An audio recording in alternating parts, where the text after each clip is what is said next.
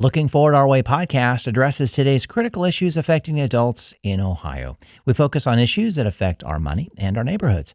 Our expert guests are here to provide the information and resources needed to address those challenges.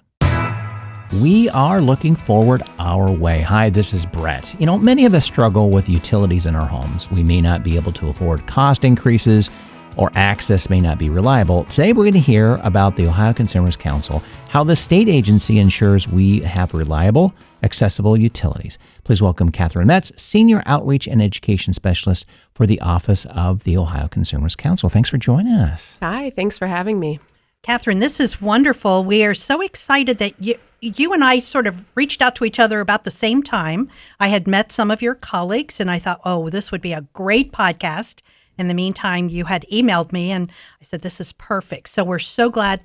Really complicated information, important information. I really think everybody who listens to this podcast is going to learn something new. So thank you for your time and trouble to come and join us today. But before we get to the council, we want to hear more about you. Tell us your background and how you got to the council. Sure. I've been with the Ohio Consumers Council for 2.5 years. I have a background in education and human rights. So I got my master's degree in Budapest, Hungary, of all places, in human rights law and international justice. My research dealt with war crimes in Bosnia and how war criminals were prosecuted and whether it brought reconciliation to the communities affected. And I served as a humanitarian aid worker in the Balkans for several years, helping refugees who were in transit from the Middle East, fleeing war and persecution on their way to Europe. Right before COVID, I returned to Ohio and planned to just deliver Amazon packages for a season and go back and do some more humanitarian aid. But then lockdown happened and I got stuck. And I really turned my life to a different direction and returned to teaching, which I had been doing prior to grad school. And I love being an educator, but I was looking to get outside of the classroom, outside of the middle school setting once I had my first daughter. And I wanted to find a way to combine my background in human rights and education. And I found this position with the Ohio Consumers Council, which is a state agency that advocates for utility customers. So we touch the lives of many Ohioans. Many people are utility customers or live in a house with utility service. And we try to bring justice and fair pricing and accessibility. And I thought that this is a great alignment of my background and my values. And I was hired to do outreach work for the agency. This is a really good example for our podcast of not just information about this agency, but also career projection. We often talk about how folks reinvent themselves and go off and do something different. And oftentimes educators would ask me, like, what else can I do? That's my only training is being in a classroom. There is so much you could do with an education background. So kudos to you for these wonderful differences and changes and paths you've had an opportunity to take. Thank you. Yeah, and talk about the intro at the networking event. Oh yeah, I went to school there. It's like, okay, all ears are on you. It's like, okay, more about that. Absolutely. Good Absolutely, grief. yes. No, Yeah. I don't know that I've ever met someone who's gotten a degree from Budapest. I've certainly met people with degrees from, England or France, but not Eastern Europe. So, yeah, what a great experience. So let's get right into what the Ohio Consumers Council mission. Talk about the agency, how it began, and why it plays such a role in Ohio residents, with Ohio residents, and for Ohio residents regarding utilities. Sure. I'd love to share more about our agency. So we were founded in 1976 to serve as an independent voice for Ohio's residential utility consumers in matters related to their investor-owned electric, natural gas, water, and landline telephone. We were started because Ohioans usually don't have the energy or the resources to be able to advocate for themselves in proceedings where a utility company is proposing a rate increase. And we saw this gap that needed to be filled in order for Ohioans to have a voice, so that it's not just the utility company asking for money and our public utility commissioners, approving or or denying the rate increase. So we were founded to serve that purpose. And we want to make sure that utilities are only charging what it costs for them to deliver a safe and reliable source of energy, plus a reasonable rate of return or profit.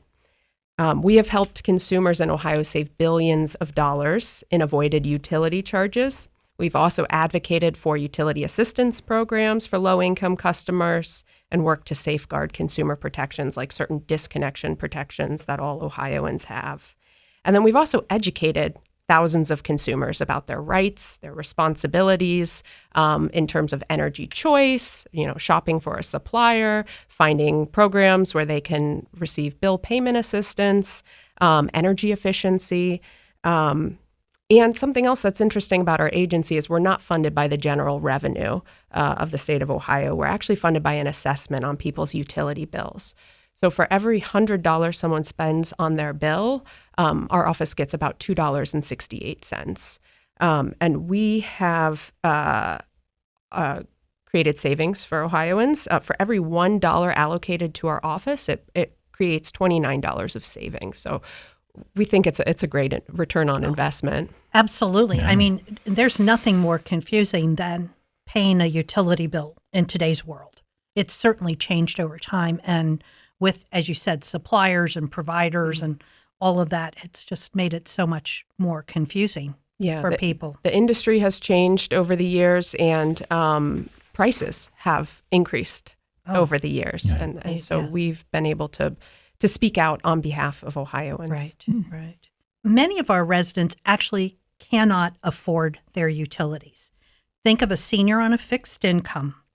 Summer heat starts, air conditioning prices, the electric prices go up, and they're stuck. They just don't have an alternative.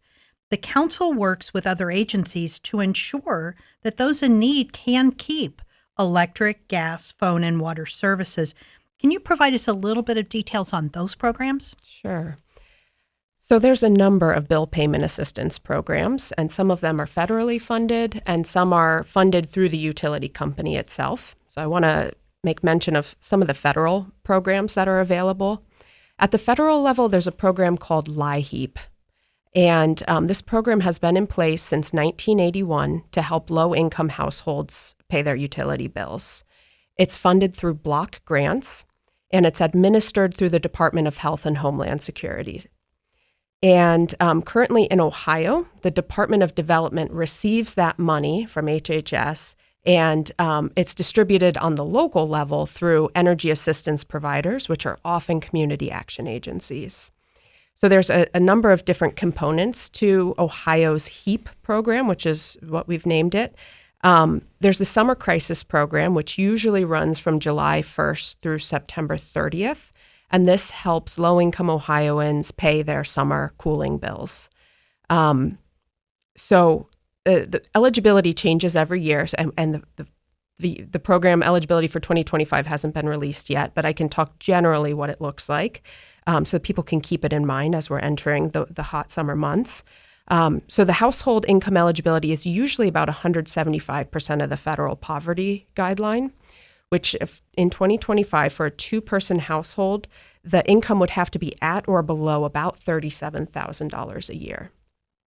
And households who have a member that is 60 years or older, or someone in the house with a documented medical condition, or a household that's in disconnect status or has been disconnected from their electric, are eligible to apply and receive a one-time credit that will be applied directly to their electric bill.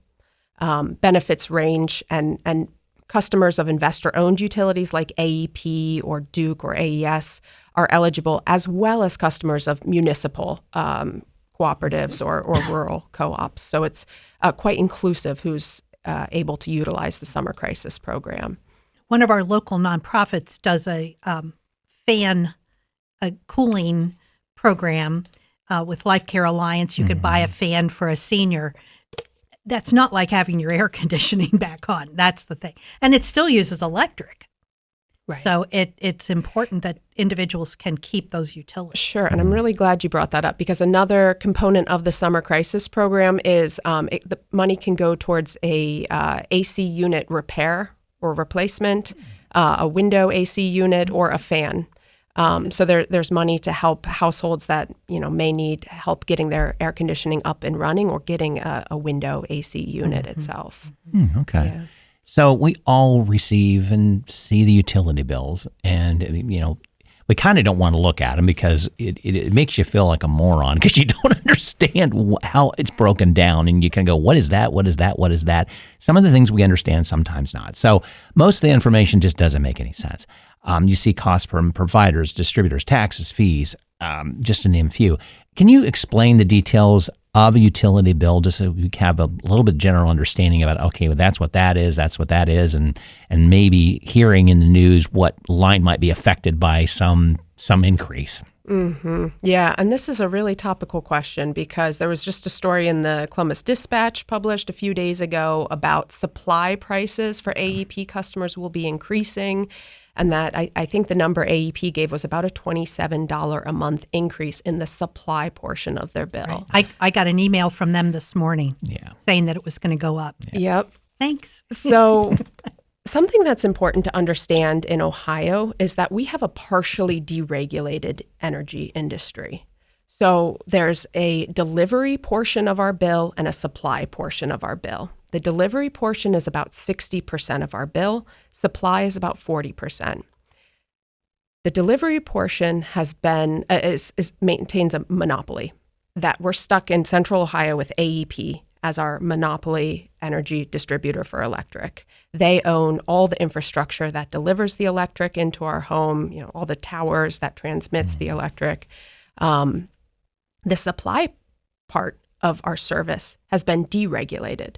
And we are able, as Ohioans, to shop for an alternative supplier. So when you look at your electric bill, you'll see a breakdown of delivery costs versus supply costs. And when AEP says their rates are going to be increasing by about 35% for the supply portion of their bill, it's important to remember that you may be able to find a cheaper supplier than AEP's default rate, which is called the price to compare, the standard offer. There's several ways to do that. And I think we can talk a little bit more about the different ways, and now I'll focus on the bill. But those are two important parts of the bill.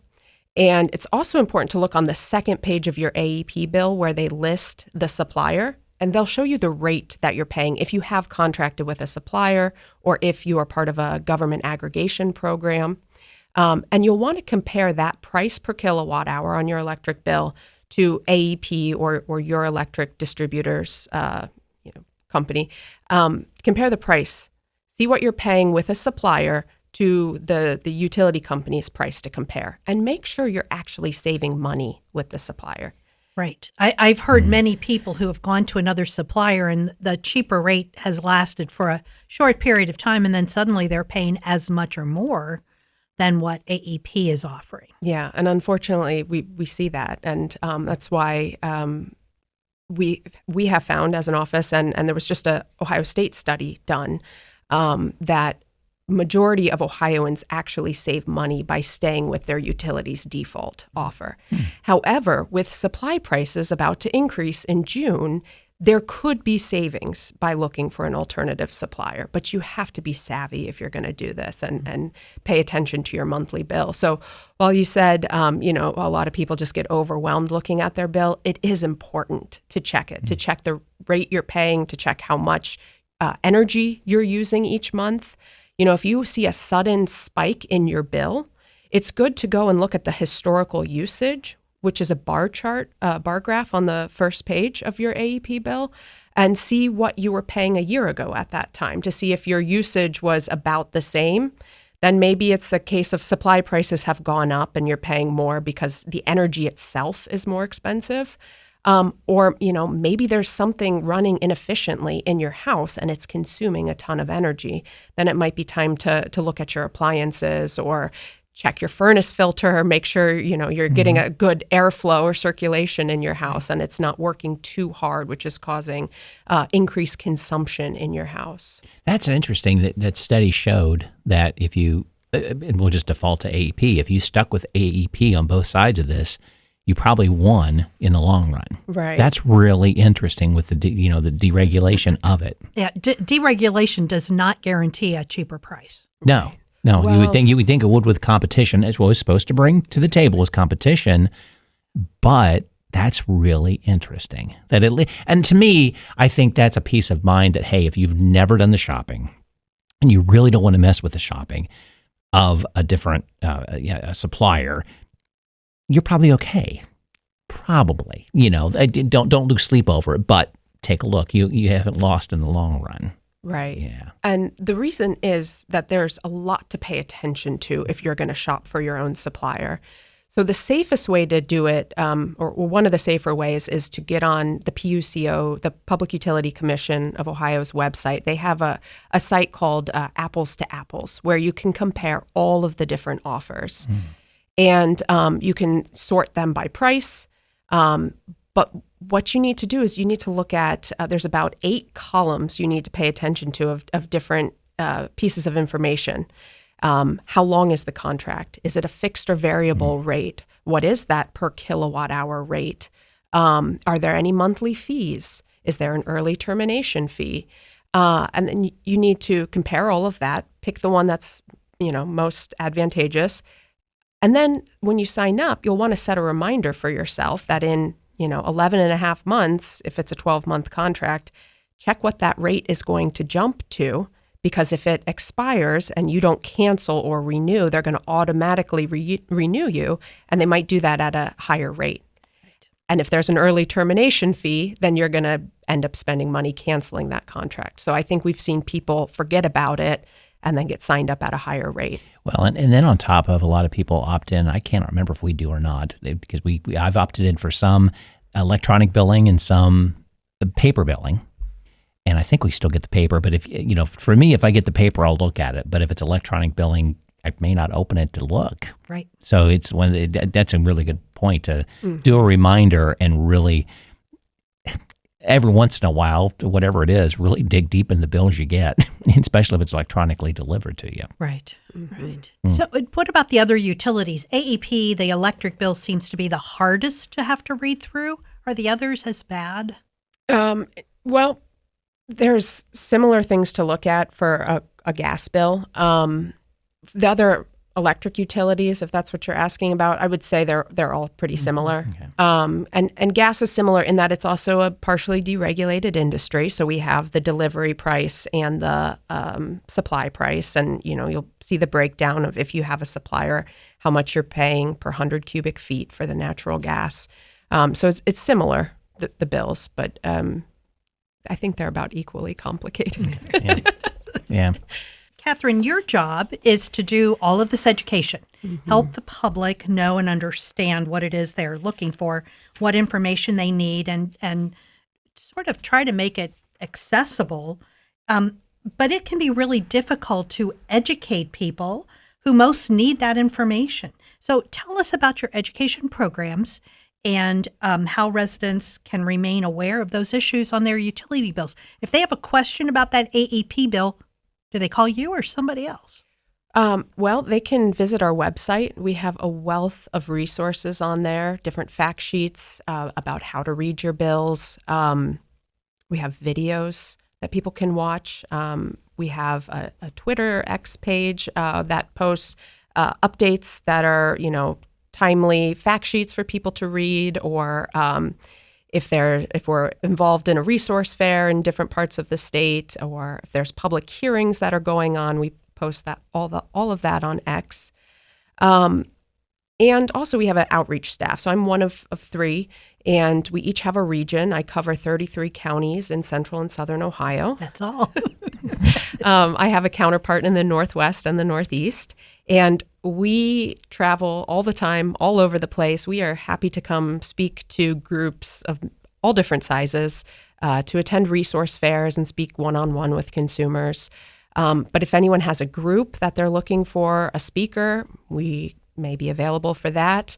We're always trying to get the word out. This is such important information. It affects so many people. And we're looking for opportunities to share that with people as well. And also, something I'd like to add is when an investor-owned utility company wants to raise their rates, they submit a proposed rate increase. Our office usually creates a consumer alert, which tells consumers about the facts of the case and how they can make their voices heard, in addition to OCC's position. If consumers hear about, their electric company filing a rate increase, it's a good idea to check our website and see what information we have about that rate case and ways that they can make their voices heard in the process. Great. I think most of us have heard about Ohio House Bill 6, which was passed in 2019. The bill provided funding to First Energy in order to bail out 2 nuclear power plants, one which was not even in Ohio. The cost would be paid by consumers in their monthly rates, even though several individuals, including the Ohio House Speaker, were convicted of public corruption and racketeering because of the legislation. Utility consumers are still paying for the costs. Do you have an update on HB 6 and whether we'll be relieved of these costs? Sure, I'd be happy to share an update. I'd like to state that OCC opposed House Bill 6 from its inception. We've asked for its repeal 11 times. There's ongoing investigations. Former Speaker of the House, Larry Householder, and lobbyist Matt Borges are both serving sentences for federal crimes in federal prison. This case has been called Ohio's largest bribery money laundering scheme ever perpetrated against the people of the state of Ohio. And the scandal included an electric utility, First Energy, admitting to bribing public officials. And Ohio consumers have continued footing the bill for several aspects of this bill. Some of it has been repealed. However, the coal plant subsidies for the 2 OVEC coal plants, one of which is not even in Ohio, we have been paying for to the tune of about $445,000 a day. It's $460 million to date that Ohio consumers have subsidized these inefficient, uneconomical coal plants that run 24/7. However, there is some promising legislation that has been introduced in both chambers of the General Assembly. So House Bill 15 and Senate Bill 2 are both looking to overhaul Ohio's energy regulatory industry. And they both have provisions that would repeal the remaining OVEC subsidies. It's looking like there may be a vote on those bills in the coming weeks. So there's hope that perhaps Ohio consumers will no longer be subsidizing these 2 coal plants. If those bills don't pass and the subsidies are not repealed, Ohio consumers will be paying for them until 2030. Okay.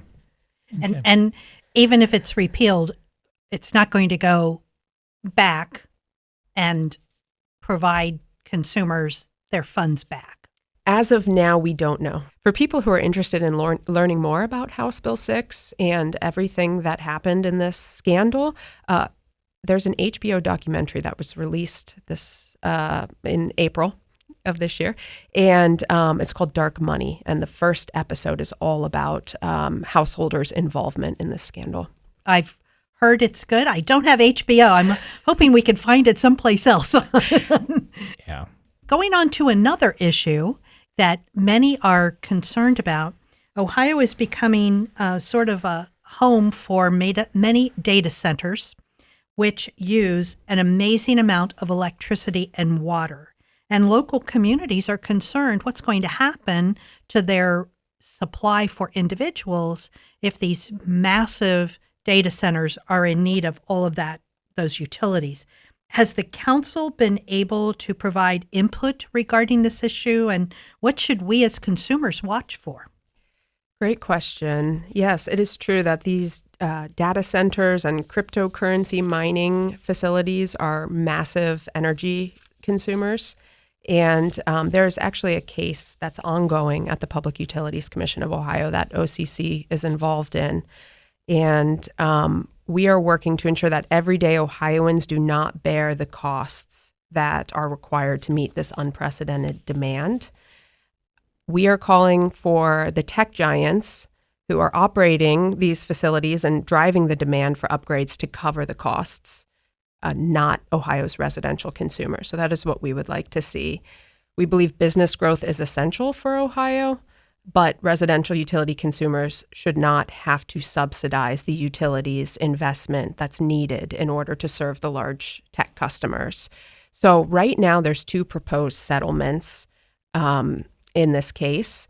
We are supporting one settlement along with AEP, Walmart, the Ohio Energy Group, Ohio Partners for Affordable Energy, and the PUCO staff has signed on to this settlement as well.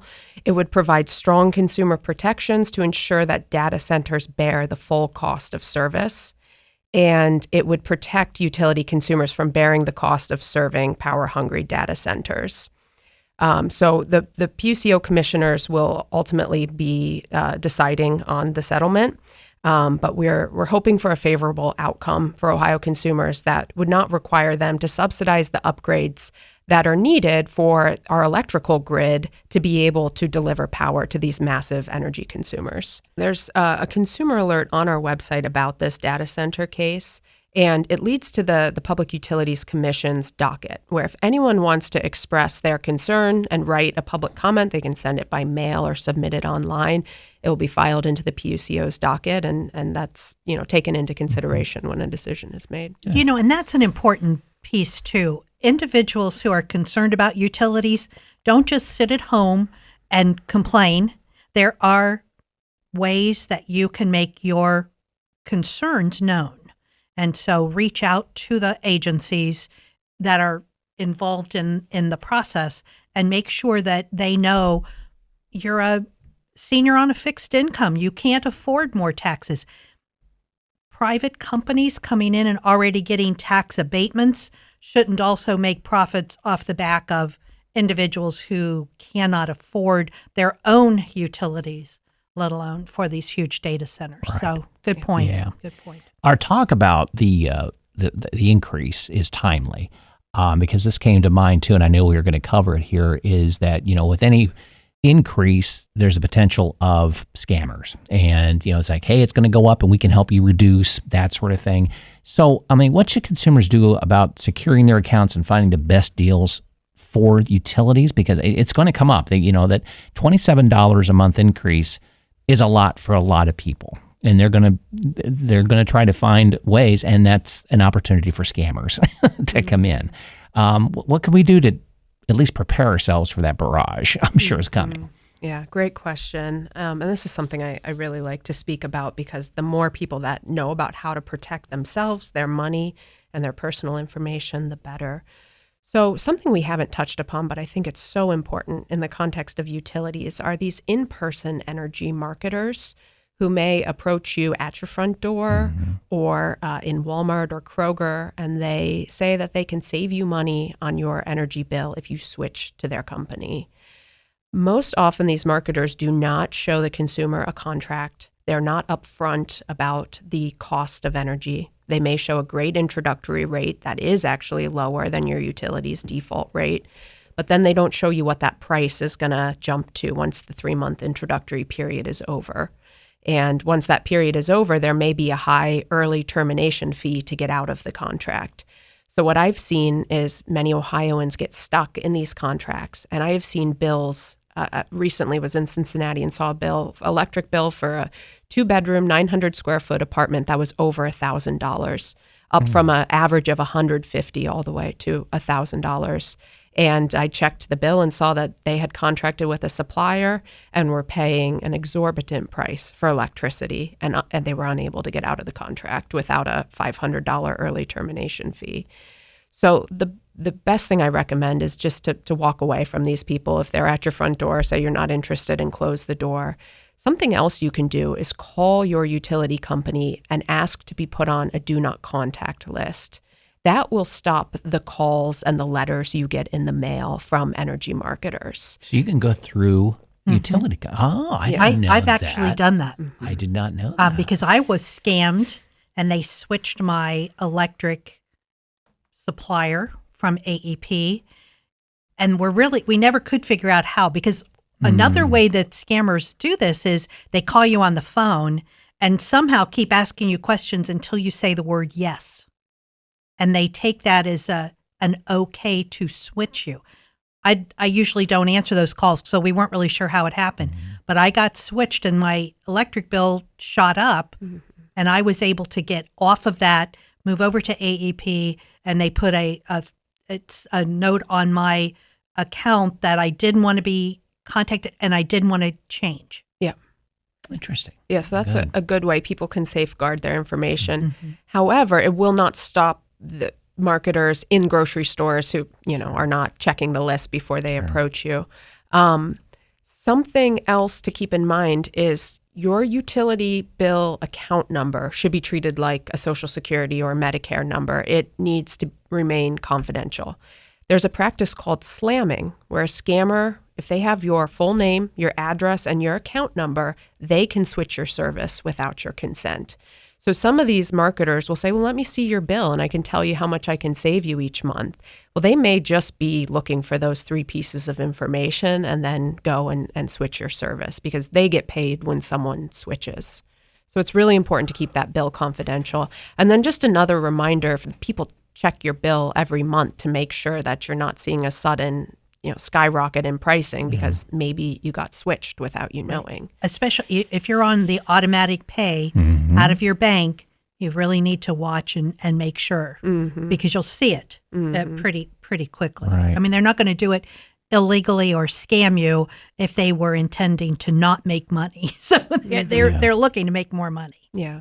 Yeah, that's sad that it's that easy to change. You would think there would have been some, and maybe you guys have been working on it too, just some kind of legislation of a stop. It has to have one more step, right? One more step to get this changed.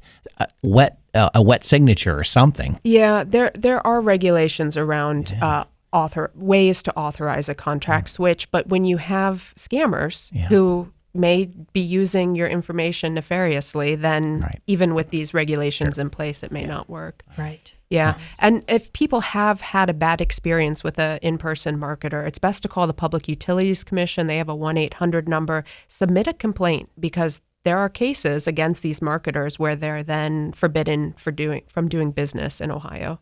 And it really is another reason to not pick up your phone if you can't identify who's calling you. Absolutely. Because goodness knows who's at the other end of the line. Or when you answer the door, say, not interested, and close the door. I mean, you think you're going to get a deal, but you're not. Yeah. Oh, no. Yeah. Right. And I think marketers and scammers use these opportunities where there's a jump in supply prices to try to convince people that they can save them money.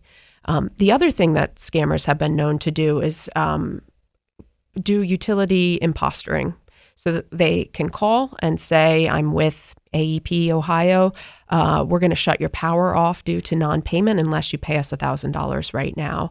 And unfortunately, people fall for this scam. And, the scammers are pretty savvy. They have an employee ID number. They may transfer you to a payment center.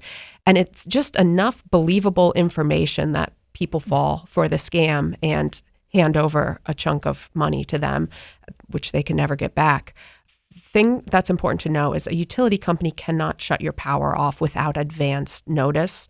So you'll never just get a call without having first received something in the mail or a notice on your bill that you're in threat of disconnection. Part of the situation that I had was really strange because when I got the information from this new company, it came in an envelope that looked like it was an AEP envelope on letterhead that looked like it was AEP letterhead.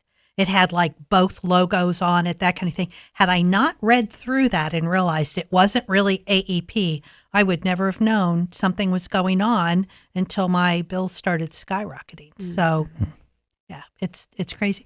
So, Catherine, there's another situation you and I talked about called submetering, which is not illegal. I have submetered gas right now, but what I've kind of found out through a relative who lives close but is not submetered is that cost of the submetering could literally triple the cost of your utility. So my small condo, I'm paying twice what she's paying on her very large house. So submetering is an issue, and there's really not too much that can be done. Like, I live in a condominium community, was already contracted before I moved there, and had no clue that this was an issue.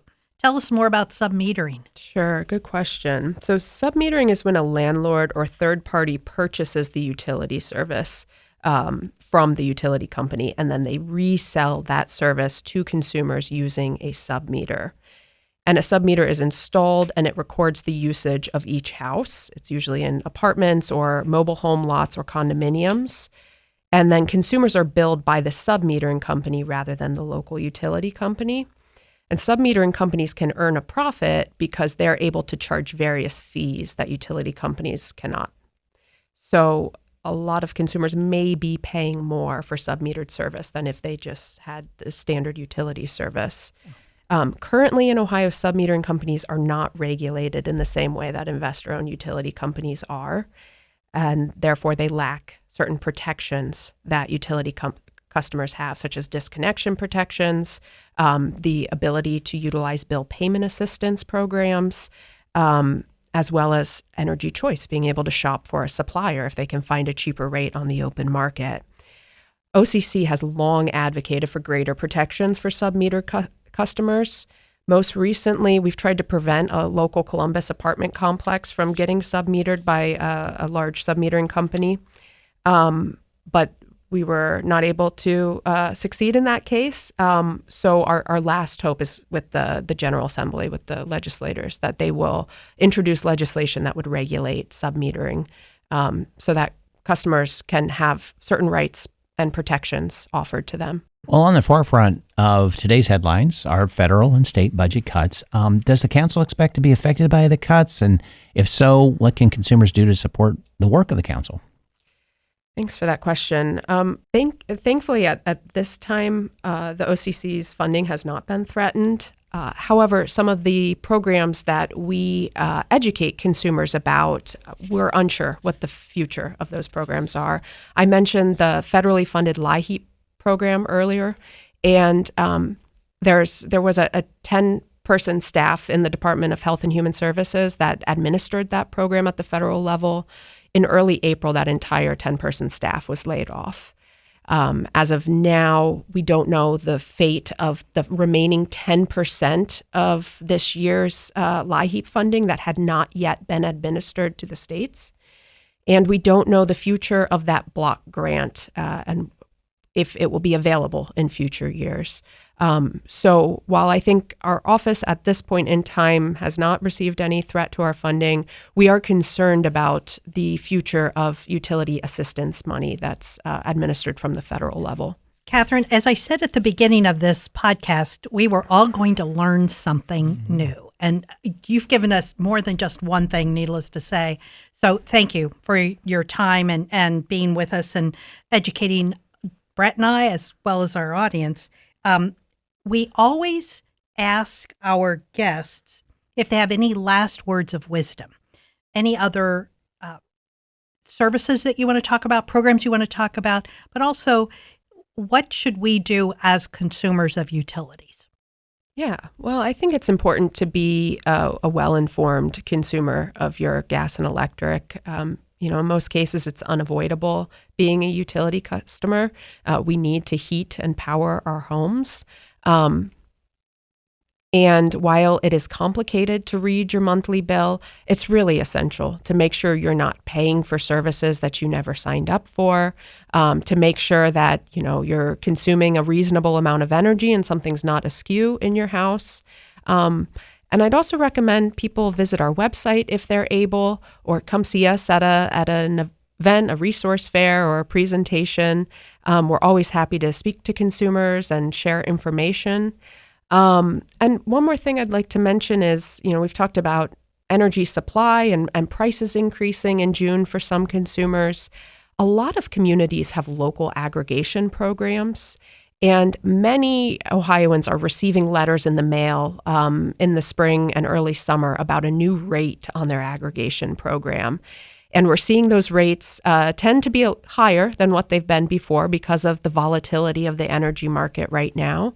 But that local aggregation program, you have the option to do nothing and you'll automatically be put in the program, or you can call and opt out of it. But that affects the supply portion of your bill, and it's a way to potentially save money by being part of this local program. And I just want to remind the audience, too, that Catherine is going to help me to make sure that we have all of the resources we've talked about today on our resources sheet, which will be included on our website and the show notes. All right. So thank you. Yeah. Well, many thanks to our expert guest, Catherine Metz. She's a senior outreach and education specialist at the Ohio Consumers Council. And thanks for joining us today. Listeners, thank you for joining us. You're going to find the contact information and resources we discussed in the podcast show notes and on our website at lookingforwardourway.com. And we are looking forward to hearing your feedback on this or any of our other podcast episodes. The views and opinions expressed by the experts interviewed on this podcast are their own and don't necessarily reflect the views of the podcast hosts or any affiliated organizations. The information provided in these interviews is for general informational purposes only and should not be considered as professional advice. Listeners are encouraged to consult with qualified professionals for specific advice or information related to their individual circumstances. The podcast host and producers don't endorse or guarantee the accuracy, completeness, or reliability of any information provided by the experts interviewed. Listener discretion is advised.